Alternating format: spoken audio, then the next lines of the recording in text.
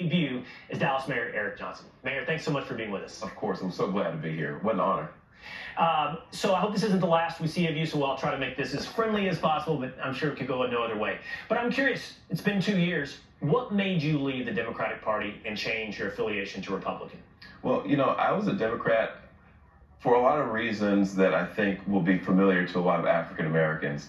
African Americans are Democrat at a very high rate. I mean, upward of 90%. I was born into a black family, lived in a black community, and sort of that's really all I knew. But even as a kid, I kind of had some questions about some of the rhetoric around the American dream and what my personal experience was versus what I was being told about what's not possible in this country when I was being given so many opportunities. But I kind of kept that in the back of my head and continued to go through the education system. Certainly didn't get helped by going off to Harvard for college and the Ivy League schools where they really hammer home that progressive way of thought. And so Democrat affiliation was just sort of, just part of the background noise of my life.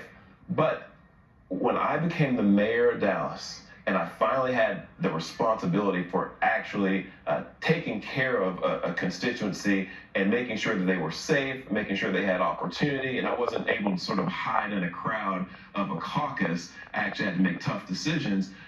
I started to see some real problems with the liberal philosophy, and it really came to a head during the defund the police movement.